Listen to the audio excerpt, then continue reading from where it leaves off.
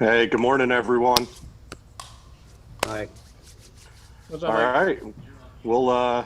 I've got 11:15 on the button, so we're going to go ahead and get started with questions for Georgia Tech offensive coordinator and quarterbacks coach Dave Patenaude. So we'll go ahead and open it right up for questions for Coach Patenaude, as we've done throughout our sessions here on Zoom. Please use the raise hand function within Zoom if you have a question, and we'll call on people individually.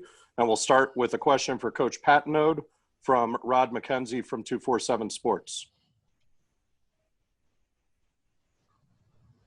Hey, Coach. Good morning. Hey, I was wondering, you have that scrimmage coming up tonight. What will you be looking for from your quarterbacks in this scrimmage? I think the same thing as that we're looking for across the board is just consistency. All of the guys that have been playing have been, making a good amount of plays and have looked really, really good at times. And, we're just looking for that consistency piece where the read is right.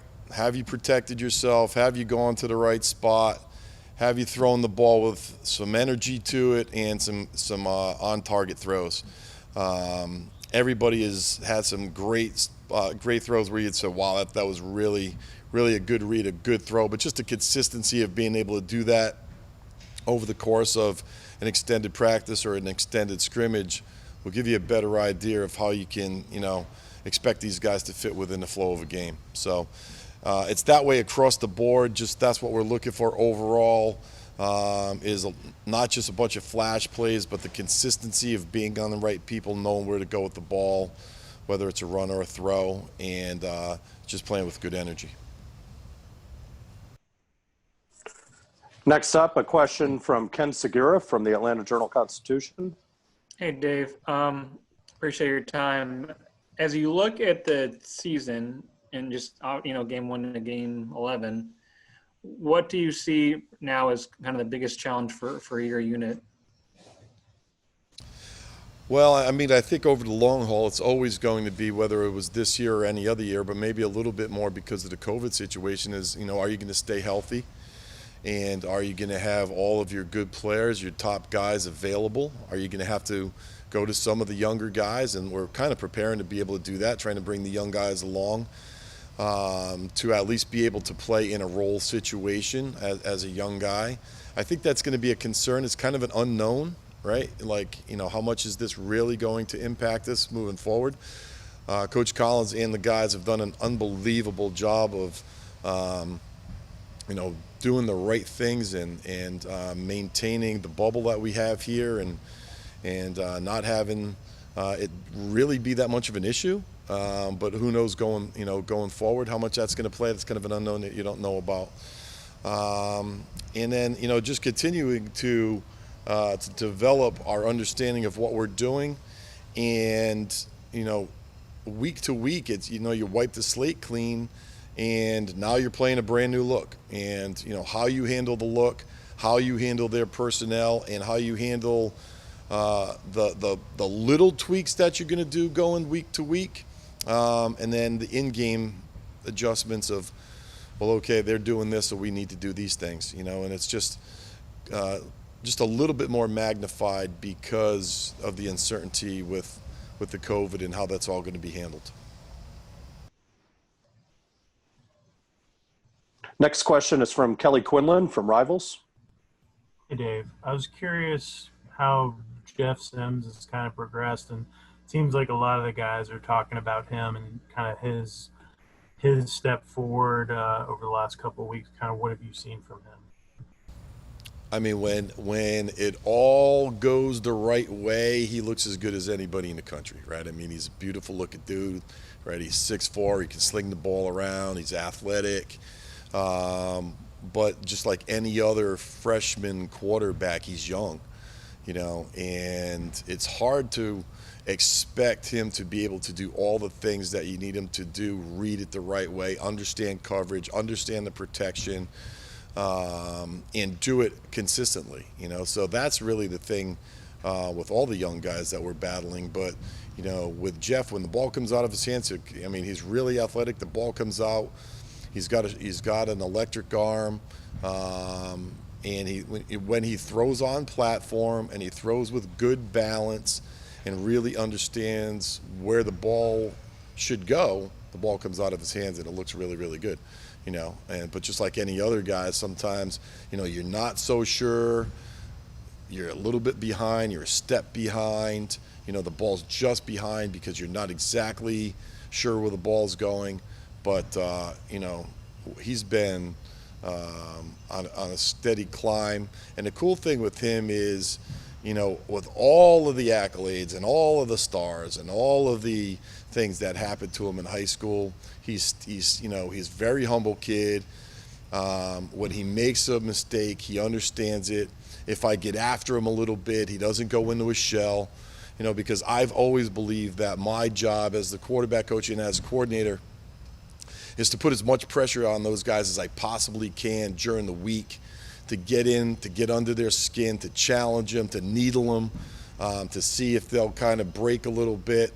And, you know, he hasn't, and neither is Tucker Gleason. Those guys have been really, really good of just, you know, understanding what the points are, take the needling, you know, get put under pressure, and then go to the next play. We've worked a lot with that. So, you know, his growth and all of those guys have, you know, they're all really young. So that's one of the things. Even the guys that were played or were in the program last year are still really young. We don't have any, you know, senior type guys. So it's a work in progress. But Jeff's, you know, his progression has been really good.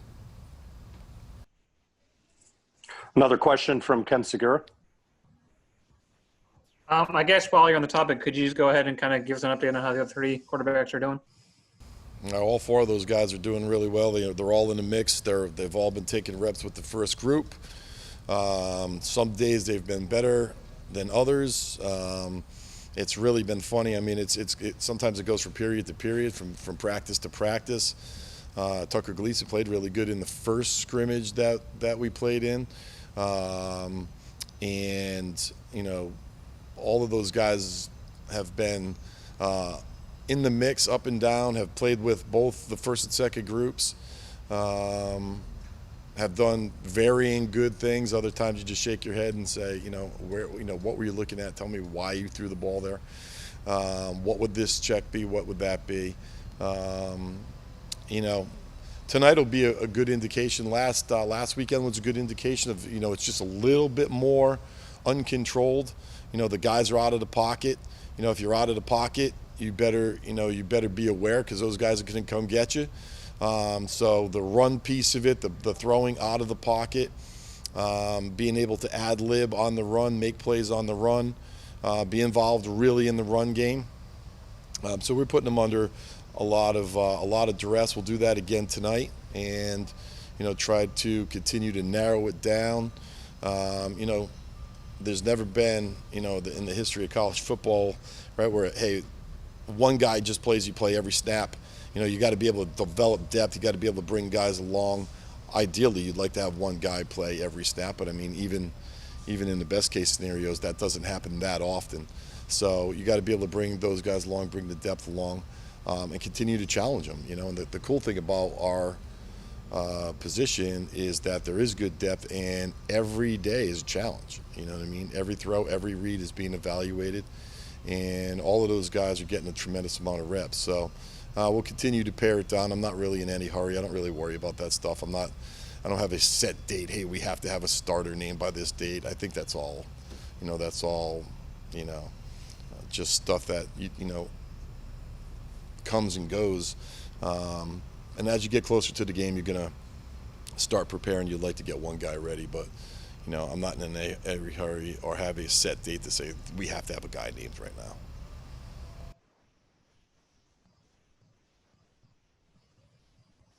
Next question is another one from Rod McKenzie. Hey, Dave.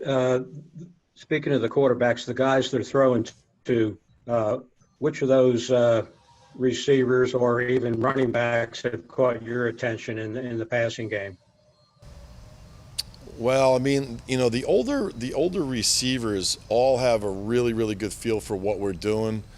You know, Amarian Brown is even better than he was last year. He's put on some size, some strength.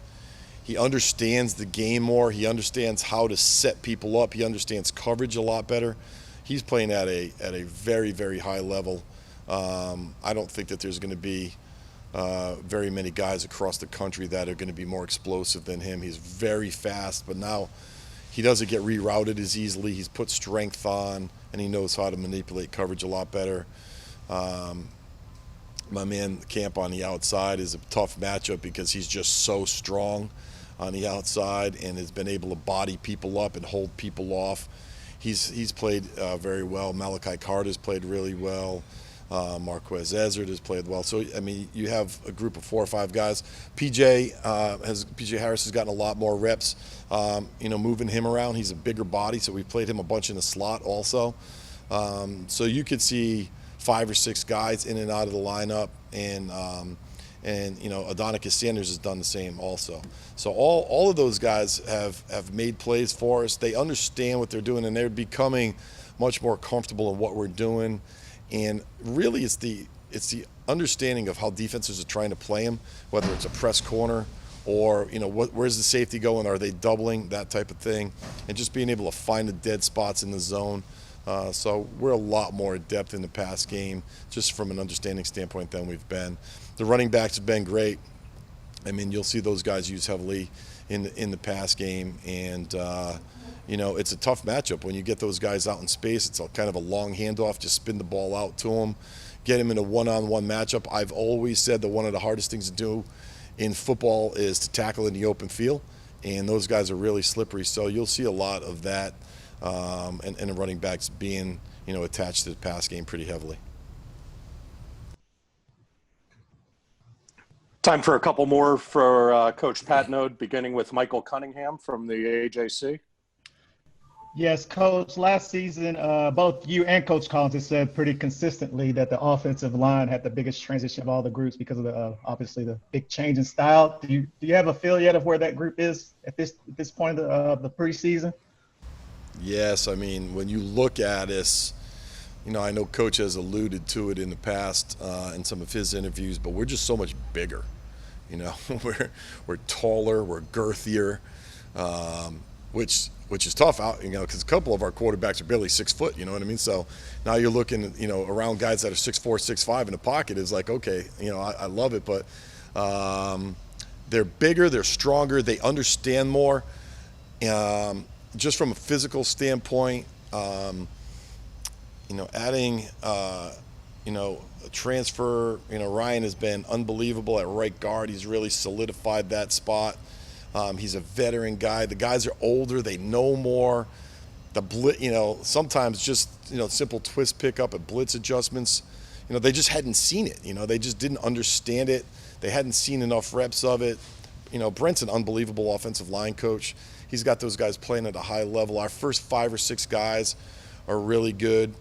Jordan Williams, over at right tackle as a freshman he's a dude that's going to play a lot of plays on Sundays in his career. You know what I mean? He's definitely an NFL tackle down the line if things, continue to go as it is. He's just so big, man. He's, 340 pounds. He's 6'5", 6'6" over there. He's a long way around that guy. So even if he's not quite sure or his technique's not quite where it should be, he's just a long way around. You know what I mean? And Brent just tells him, look, man, put yourself between the Q and the D end and shuffle your feet. And when he does that, it's a long way around. We are so far advanced from where we were this time last year up front. And the cool thing about it is they are a cohesive group of guys. They love being around each other. Brent really breeds that, that type of culture of setting the tone, setting the toughness for the organization. And we've been able to run the ball downhill. And that's something that's been a hallmark of what we've been able to do. When you can bang the ball between the tackles and make people have to get extra people involved in the run game, it makes your pass game and your play action so much better. And that's kind of where we're headed right now. Okay, time for one more for Coach Patenaude, and that'll be from Ken Segura from the AJC. I want to ask you about Jordan and just how he's looking, and obviously with a lot of guys behind him as it was last year, but probably even better. How do you kind of foresee using those guys? Jordan. I'm sorry, Mason. Oh, I got you. I was thinking Jordan Yates, Jordan Dominic, Jordan. We got a lot of Jordans. That group is really good, man.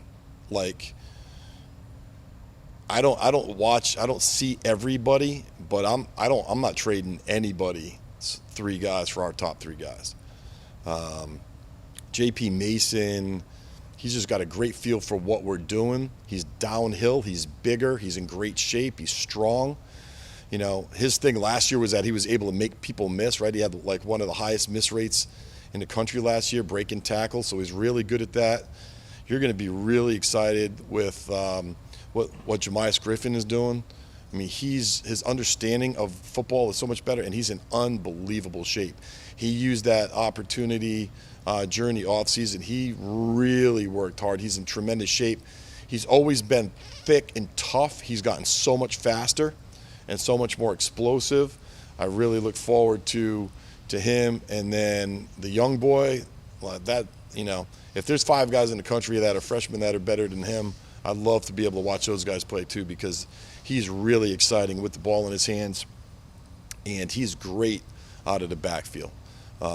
So, like I said, I'm not trading those 3 top guys for anybody. And I mean, there's depth. I mean, we cracked runs with our second group of guys that have been unbelievable. Even, you know, Bruce came over from linebacker. He looks good at running back. You know, so I mean, that whole group, you could sub 3, 4, 5 guys in there, and we will rotate that. I mean, you know, Dante broke one off during the scrimmage. I think he had 2 or 3 runs over 12 yards in the scrimmage last weekend. He's really electric with the ball. So, you know, Tashard does a really good job with those guys of, you know, them understanding their roles, and, you know, we will sub those guys in. You'll see a lot more 2-back sets, you know, because those guys are earning playing time. So, you know, whether we needed to play in 2 backs, 4 wides, 2 tight ends, you know, we could, you know, function equally as well out of all of those sets. But I think when you have 2 tailbacks in the game, it gives the defense some fits and some different looks. Outstanding. Appreciate you, Coach Patenaude. We'll go ahead and Thanks, move on to Coach Thacker. Just give us a minute to disinfect everything, and we'll get started with Coach Thacker here in just a minute.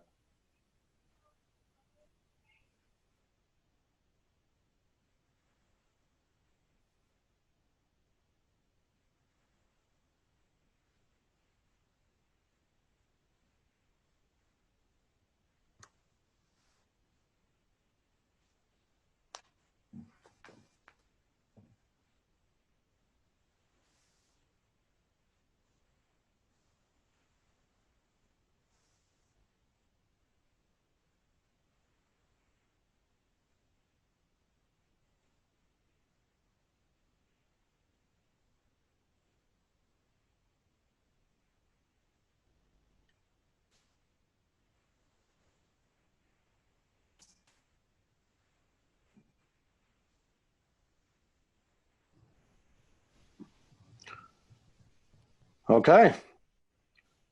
Next up is our defensive coordinator and linebackers coach, Andrew Thacker. And we'll go ahead and open it right up for questions for Coach Thacker. Just like we've done in the past, please use the raise hand function within Zoom. If you have a question, we'll call on people individually. And we'll go ahead and start with the question today from Kelly Quinlan from Rivals.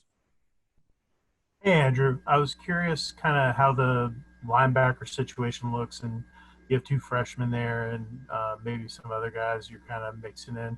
I'm kind of more interested in kind of what's going on beyond like David Curry and Quez and Demetrius.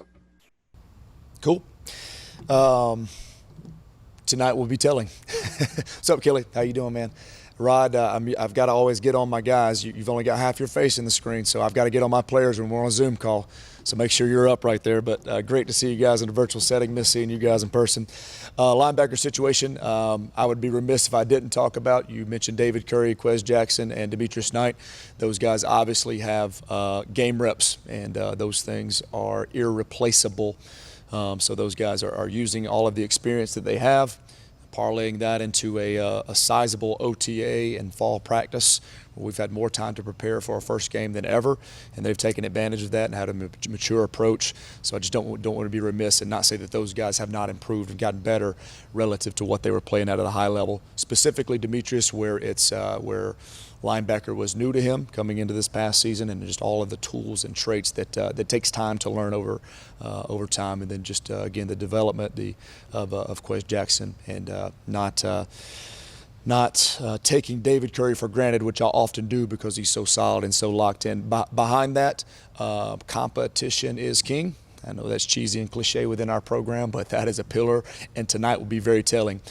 We learned a lot about our guys last Saturday when we had a live scrimmage, and how we set them up for a tough situation as we worked through OTAs where it was non-contact. We went through the front end of fall camp to where we were very tag-off oriented or thud oriented, and then we got into a live setting where I was just privy to listening to Dave, where we had to defend elite running backs in college football, and it showed. It showed the gap we had between live tackling reps and where we need to get to a game scenario. So those running backs put a lot of stress on us this past week, and the struggles that we had were moments of truth, tackling in space. So based off of guys' performance tonight, they made a huge push on live tackling this week, and we put them in more scenarios this week that'll be very telling.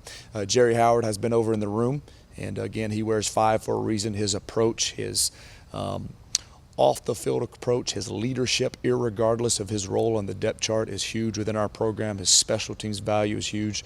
Him learning the linebacker traits just like Demetrius Knight did the year before, it is a big gap. It is a big learning curve. He's doing a great job in taking the coaching. And then some of the young guys that you did allude to, Tyson Miguez, Katavian Franks, and Kaya Wright are all at the linebacker position in that incoming recruiting class and have showed moments. Just like Dave talked about some of the young freshmen, it is hard, man. It is hard at any position to come and play as a true freshman. It is just such a huge learning curve from the mental piece and from the physical piece. But those guys have had the advantage of the OTA specifically and a longer fall camp with the pushed back schedule. So really those guys, although they got pushed back in the summer, they're really fortunate to get all the reps that they have had before we play our first game, and all of those guys are fighting for reps tonight. Okay, our next question is from Rod McKenzie from 247 Sports. Hey, Andrew, how you doing? Good, man. Hey, I was wondering, Tariq talked to us about his added size. I believe he mentioned he was 240 now. Is he a guy that you can move closer to the line of scrimmage and use a lot of different ways in the sub packages that you have now? Heck no, we want a 6'3", 240 player in the middle of the field. Absolutely. Yeah, so we can teach a lot of scheme. We can teach a lot of technique. We can teach a lot of fundamentals. We can't teach that size right there. So Tariq is just blessed by the good Lord. His body profile, his height and his weight should say that he needs to be closer to the line of scrimmage. The reps that he has had, which we've had to modify those things for him being a little bit behind the curve with some injuries. He has come back, and then the reps that he has had, he is moving like an elite level safety. So we don't have to do that, Rod. But obviously within the scheme, we have the luxury of having that body type as we move forward. So we have multiple different schemes where we have him closer to the line of scrimmage, but by all means in our base defense, he is a third level safety that can cover, that can be a post safety, that has range and has as good of movement patterns as anybody in college football at the safety position. So we just see it as a luxury. And I'll be honest with you, we all as a coaching staff, and then even Tariq, we were a little bit concerned that maybe he did get too heavy and he couldn't carry that weight as well. he looks really good carrying that weight. He looks like that he can naturally carry that weight and still go through the course of a game and play at an elite level safety. So it's only an advantage for us to be able to put him in different places. When he is in there, we are a different defense, to his credit. We look different. We play with more of a physical edge, and he's a big piece of what we did this past season, and looking forward to him to be a big piece of what we do right now. But very pleased with Tariq and his progress. Next question is from Ken Segura from the Atlanta Journal-Constitution. Hey, Andrew. Hey, Kim. I want to ask about the defensive line. Obviously, that was an area I think you're wanting improvement out of. I'm curious what you think you'll see in terms of production, holding the point and getting in the backfield, and specifically about Antonius. I think obviously there's been a lot of curiosity about what he can be. Do you see him as kind of a bell cow guy who's going to really be impactful, over the season? I do. So, yeah, I'll answer your AC question, but as always, I want to take the time to compliment Larry Knight and Marco Coleman, who have the ability to focus on the defensive tackles, to focus on the defensive ends. So we've got two coaches down there on the defensive line, which makes a difference. How are we better? Dave alluded to it, to their line of scrimmage. When we go to team run, which is my favorite period of the entire day, it is a 12, 16, it is a 20-play script, and those 20 plays are my favorite part of the day. I know that 4 out of 5 reps, they're going to run the football. The 5th one's going to be a bootleg or a play action. Dave knows that I know that. Our kids know that we know that. We just get there, call base offensive plays, base defensive plays, and the line of scrimmage in general looks different than when we first got here. Body types, size, strength, you use the words girth, but it is just a more violent, more disruptive, more powerful, bigger line of scrimmage right now. So that's how we could be better. Our numbers statistically were not great last year defending the run. With body types and then just base technique and fundamentals that we're doing with our base defenses, that's how we can be better and in the interior. So those guys have done a great job. We always talk about, as we prioritize our defense, effort being 1, technique being 2, scheme being 3rd, right? That's tertiary to everything, but just base techniques, fundamentals, staying square, having bigger bodies in there, and being able to defend the run allows us to be so much more complex on the back end. So they've done a great job. To get to your question of AC, AC is a guy that really represents a lot of what we're about culturally. He's gone through a lot. When you talk about adversity, that young man's gone through a lot. He had his waiver denied this past season. Not to get all in his business, but he has a lot he has to manage in his life. He's got a young family. He's living over in family housing. I can literally see to where he lives right here outside, where he's managing a lot in life every single day. And he comes here with an attitude, with a maturity that we need for our cultural piece. Now, all he has to do is do what Marco Coleman is coaching him to do.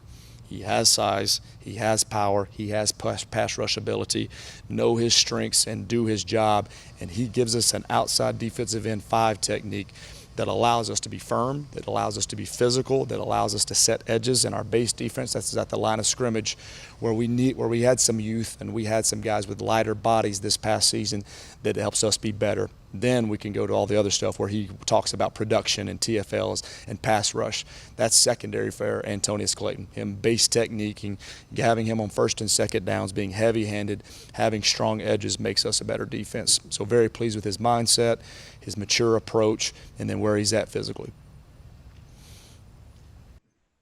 Another question from Kelly Quinlan. Hey, Andrew, I was kind of curious about a couple guys who got hurt towards the end of last season and kind of how they're coming along, Antoine Owens and Sylvain, and kind of where they're at. Cool. So I'm not allowed to talk about those things, but Antoine's, that thing has been documented. So he is back doing some trainer stuff. He feels great. He's got a great mindset, a great attitude. When he gets back full into the mix, we're excited to have him. He is a big piece of what we do. His last game of the season that he had was at Pittsburgh. He literally had a walk-off sack. I use the word walk-off loosely. Obviously, you don't want to walk off with an injury, but it was he had a squeeze on the defensive end. He went high off of a bootleg, got him a sack, and then he suffered the injury right there. But he probably had his best game best 2 games at that end of the season. So Pittsburgh, he played well, and then he's had a long track to have an opportunity to get back. He's had a great outlook, has been great with the trainers and the staff there, and is moving well. He is a part of practice, just limiting what he can do with a full deal. And then Sylvain Yunjin Silva, his dominant trait is his size and his power. So now being with these guys for more than a year, how do we use their dominant traits? The things that they're deficient at, the things that they need work on, obviously that's a big piece of what they're doing in their individual drills. They're getting their constructive criticism from Marco Coleman, but what are his dominant traits? He is a first and a second down dude that can set the line of scrimmage, just like I was talking about Antonius Clayton being a field 5 technique, and that dude is heavy-handed. He is strong, he can set edges, he can play tackles, he can do one-gap movements right there. I don't need him to be Von Miller necessarily on 3rd down and just bend off the edge and run a hoop and have his hips all the way to the ground and make some sexy plays, but what he can do to create a strong line of scrimmage. We talk about building a wall at the line of scrimmage, setting edges. He's a big piece of that.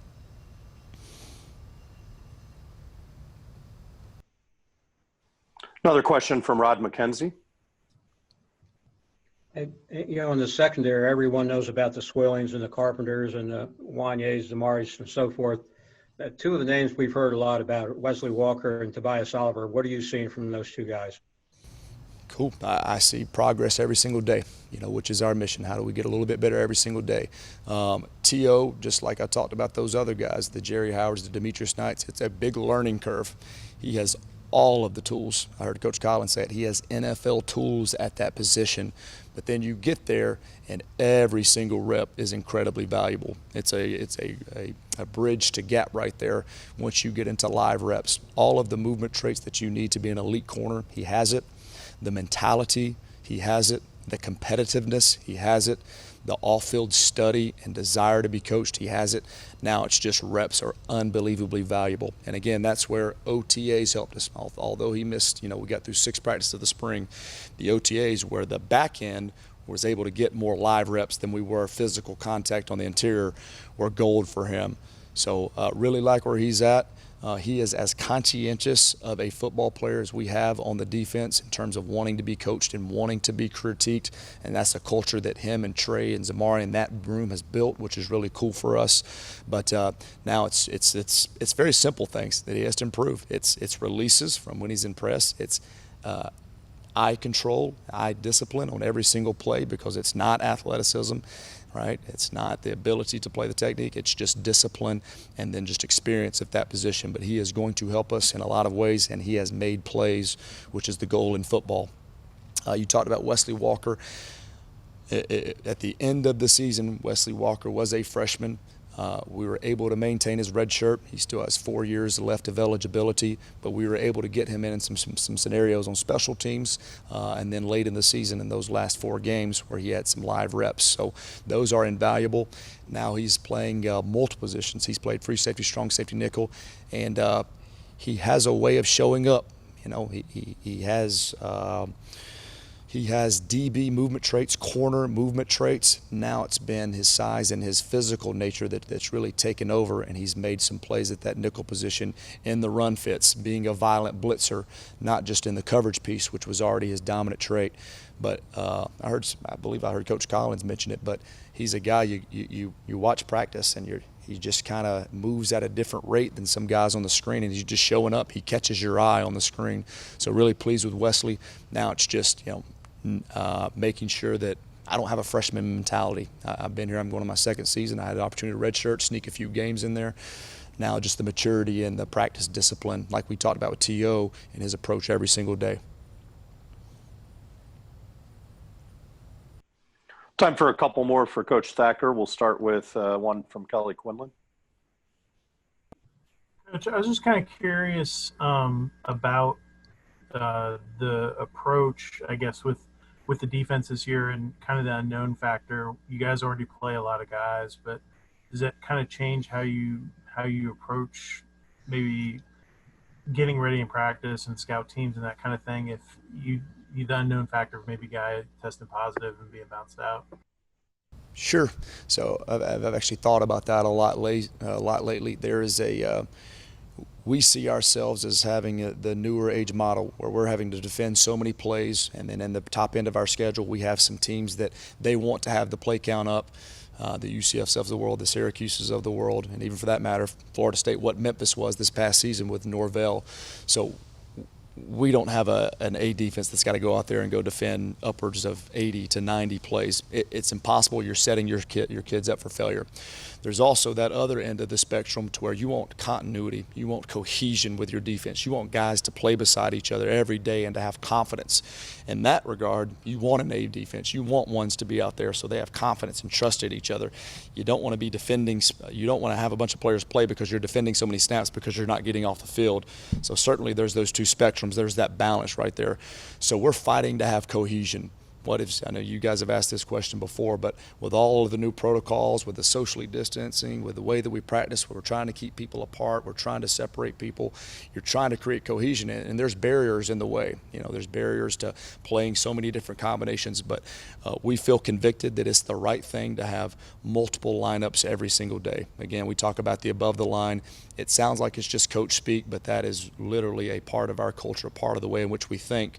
All of those guys can go in different type of combinations. We've got to build trust. So you've got to build trust with more people in a tough environment right now, and that's something that is a difficulty, but we think pays off in the end. It's going to pay off within the game where you get into longer series, when you get in deeper into the game and you possibly are facing a fast tempo offense where you've got to face a high volume of plays, and it's going to help us with what is the reality of college football. At some point there's going to be attrition. We don't know what it is. Our guys, our protocols, Coach Collins, our guys are doing an unbelievable job of taking self-responsibility. But reality says that we're going to have some attrition, be it injury, be it whatever it is, over the course of the season, where all of those cumulative reps with the above-the-line group are going to pay off when you get in those situations. So it is a tough balance, Kelly, but we're convicted that getting more guys ready to play real reps is the right thing to do, and it lends itself to this environment that we're in college football right now.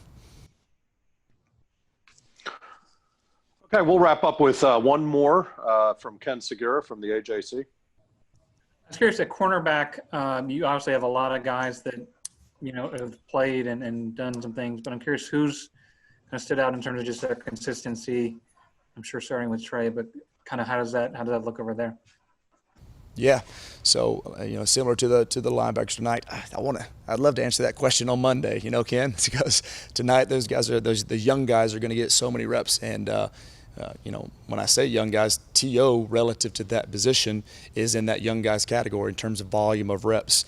Kenan Johnson, who we had an opportunity to get, we played South Florida the second game of the season last year, and Kenan Johnson is out there on our first team prowler package out there making plays. We were able to reserve his red shirt as well, so he has 4 years left of eligibility. But that's a young man that he is, and you talked about Wesley Walker. Kenan Johnson's also a young guy that's not necessarily accounted for, as you guys talk about the depth chart, that's showing up on tape a lot and making plays in moment of truth.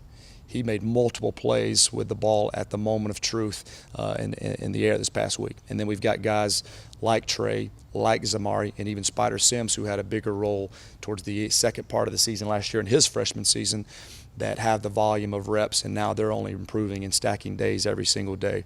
So on that latter end, again, in terms of volume of reps and experience, T.O. is in that younger group. Kenan Johnson is in that younger group.